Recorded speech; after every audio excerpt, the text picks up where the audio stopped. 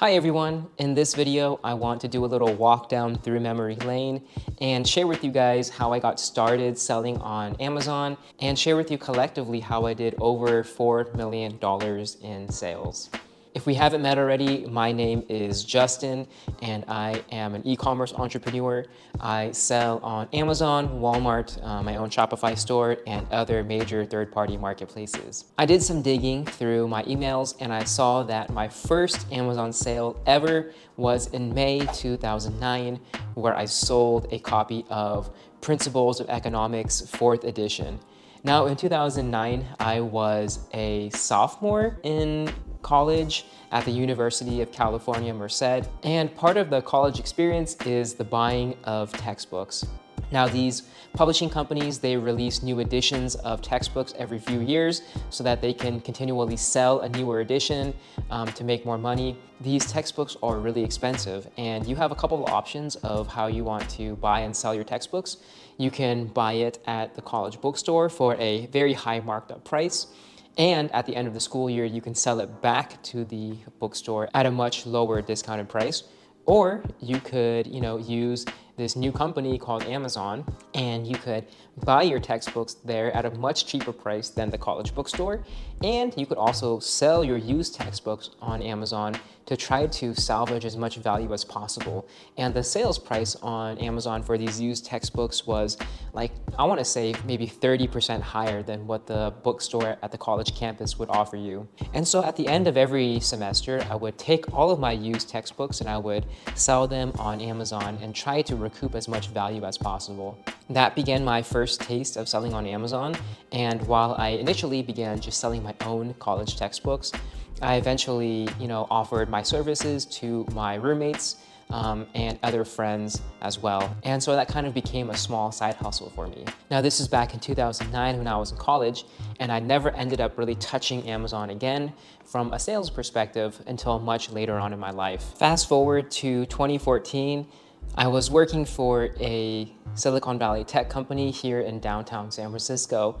And the company was expanding so rapidly that they needed people to relocate to Hong Kong in Asia to service the clients over there and establish a new office. At the time, I was already a manager in the company, and so the general manager approached me and asked me if I would be willing to relocate over to Asia. So I said yes, and then in September 2014, I relocated to Hong Kong. If you've never been to Hong Kong before, Hong Kong is the most dense metropolitan city that I've ever been to. And it's so intense that it makes San Francisco feel like a suburb. The energy there is insane. The city is very fast-paced, and everyone over there is very financially conscious and are also working on side hustles. It would be very common for me to go to a happy hour or be on a night out, and the topic of conversation just be focused on what people are doing outside of work and what other businesses people are spending their time building. I've always enjoyed, trying to find new streams of income, and being exposed to the energy in Hong Kong definitely helped accelerate that. So later on, in 2017, I literally went on Google and I typed in best side hustles in 2017. And back then, Google would just give you a bunch of listicles. And so I went through each one by one, and they would say things like, oh, number one, be an affiliate marketer. Or number two, do consulting for marketing. And then number three, do private label Amazon FBA. And out of the entire list of all the potential side hustles I could have taken from the listicle, the ones that stood out to me the most were always the ones about doing e-commerce. The reason why is because it just felt so tangible to me. Having already sold textbooks on Amazon in college, selling things online was a place of comfort for me. And so, seemingly like divine intervention, on my way to work the next day, as I took the escalators down to the subway station platform, I remember looking out and seeing a billboard for a sourcing exhibition that would be taking place that weekend.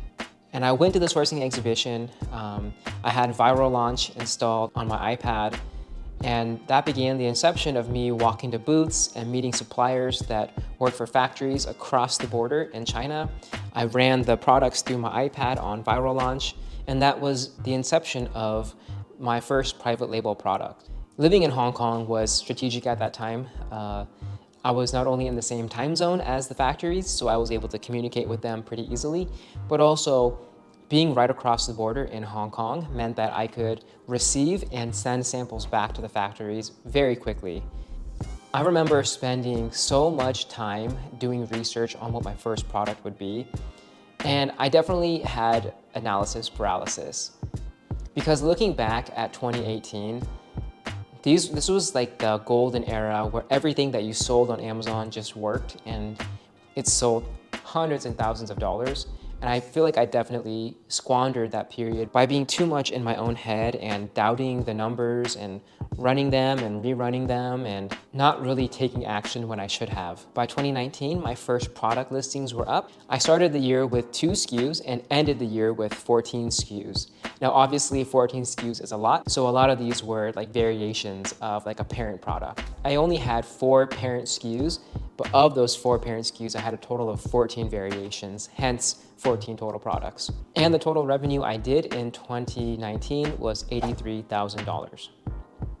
Now, 2020 was a really interesting year. It was COVID. And if you remember during COVID, online sales skyrocketed massively.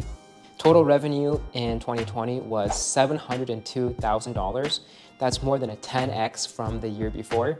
My products were selling so fast that I didn't have the capital to be able to pay for all the inventory that was needed. And so I ended up withdrawing a lot of cash from my own investments, and I also borrowed $50,000 from my dad. And that allowed me to be able to buy enough inventory to manufacture it all for sale on Amazon.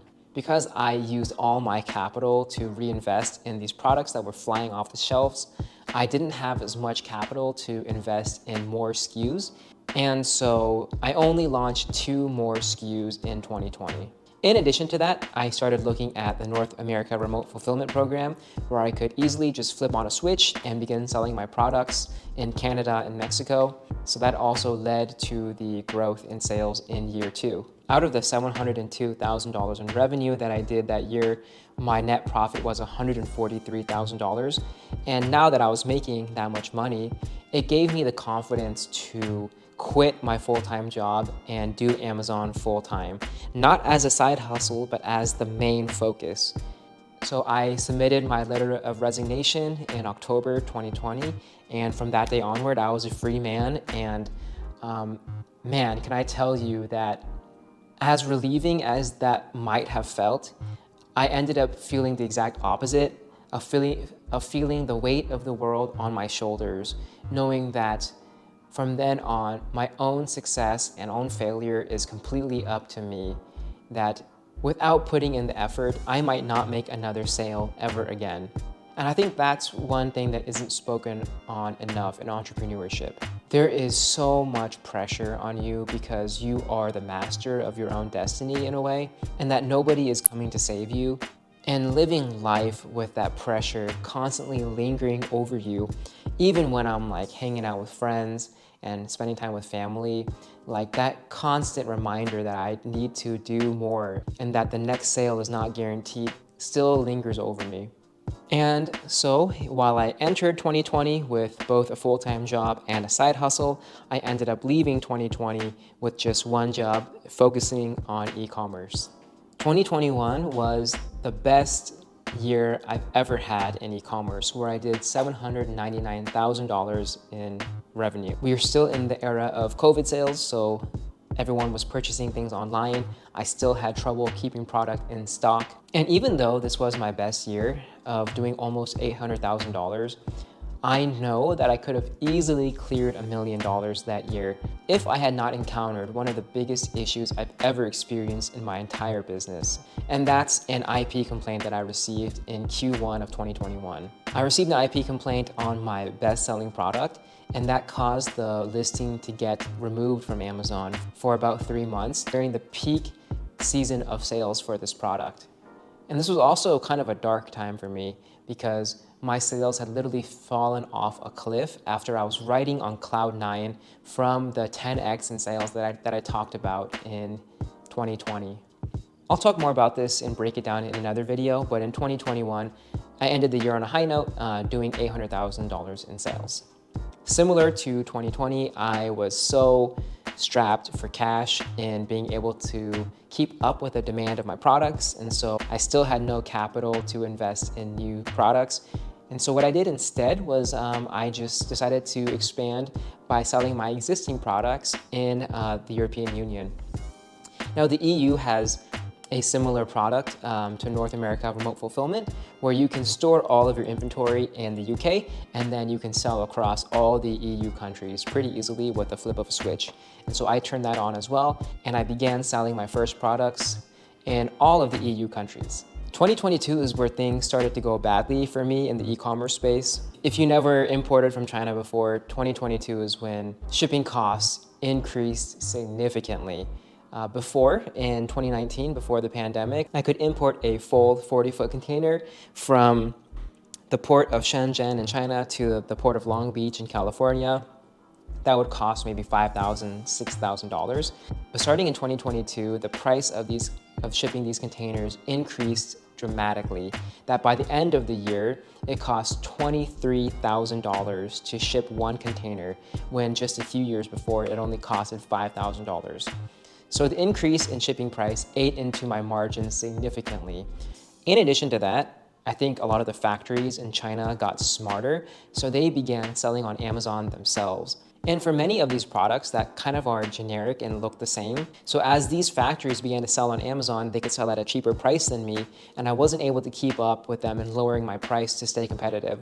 So many of my SKUs took a huge hit in sales, but I also felt like I had to spend a lot more in advertising just to bring my product to the forefront. And so my advertising spend increased dramatically, while revenue year over year was pretty much flat.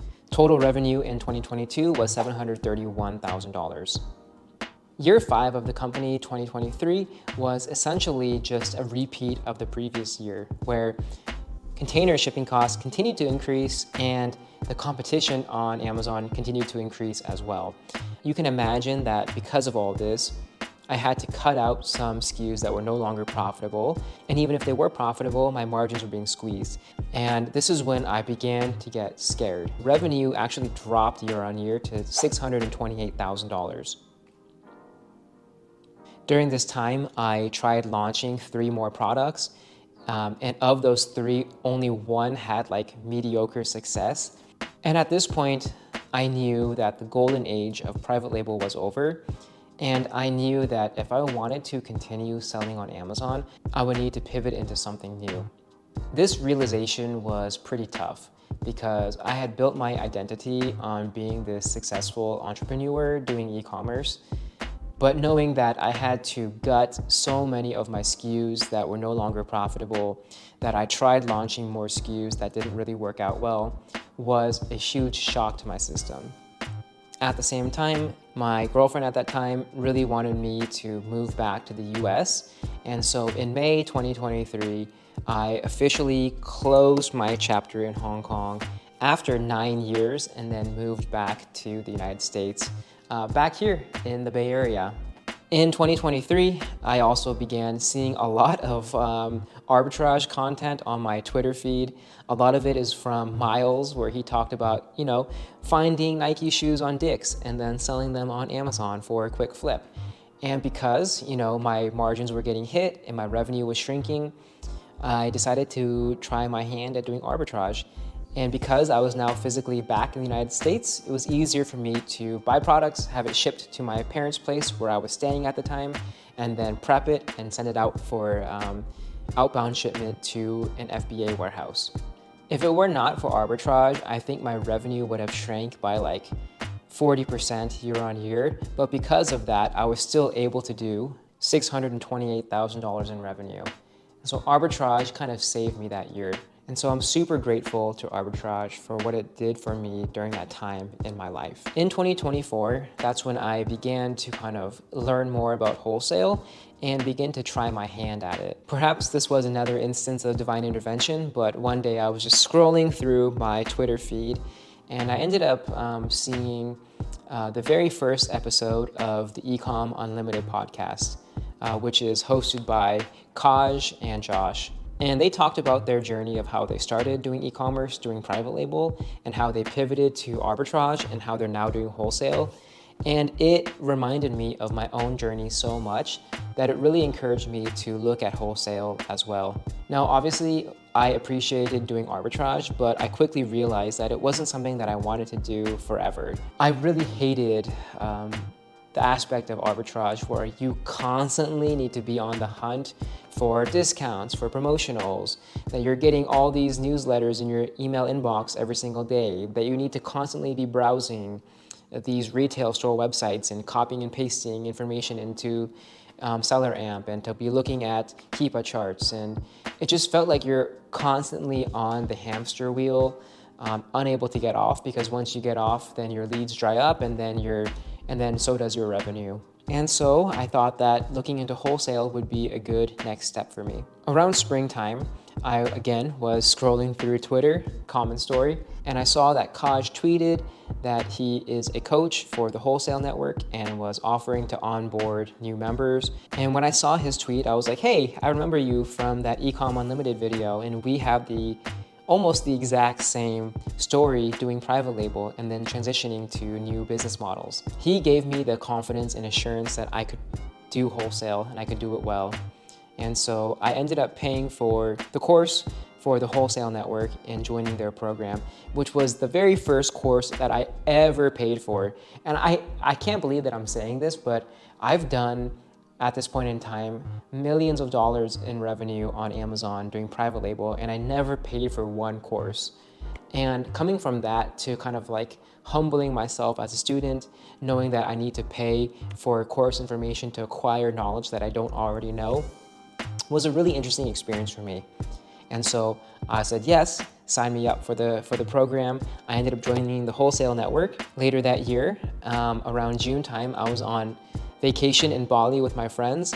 I would be playing the coaching videos as I'm relaxing in the pool. And that was how I ended up digesting all of the course content from the wholesale network. Once I got back to the US from vacation, that's when I really hit the ground running in reaching out to distributors and brands to open up wholesale accounts. And by the end of the year, I had maybe about 5 or 6 accounts opened up where I was purchasing products from them regularly. Total revenue in year 6 of my business in 2024 was $717,000. And now we are here in year 7 of my company in 2025, where I've cut out 90% of my private label products.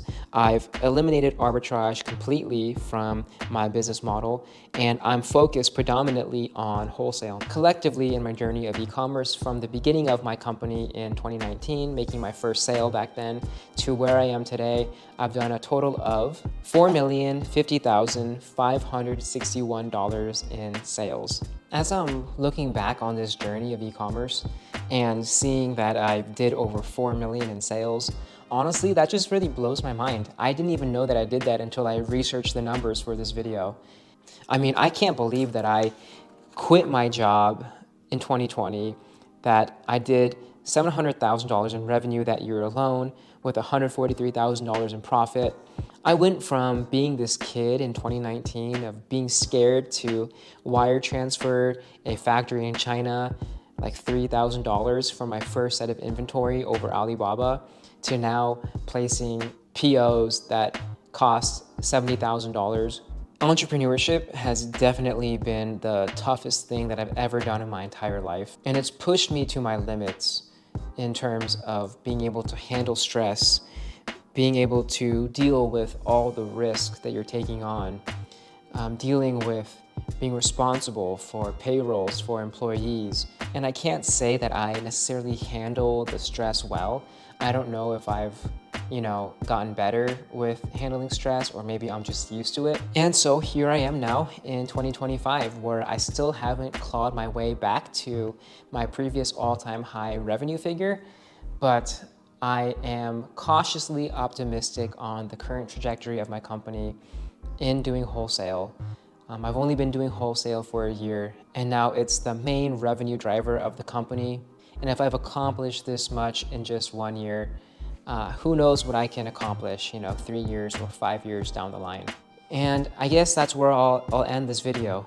Just wanting to document my journey of entrepreneurship and documenting both the ups and the downs, because I don't think the downs are talked about enough. My goal for my company is to break $1 million in revenue, which is a figure that I've never broken before, even though I would have back in 2021 had I not dealt with that IP complaint issue. And my goal is to break that figure in 2026. So thank you guys so much for being a part of my journey and listening to my story. I hope that you guys were able to find some sort of encouragement through this, or maybe at least understand that there are other people perhaps dealing with the same issues and dealing with the same life circumstances as yourself. If you have any questions or comments, please leave them below. I'll make sure to respond and do my best to answer any questions you guys might have. And until next time, I will catch you all later.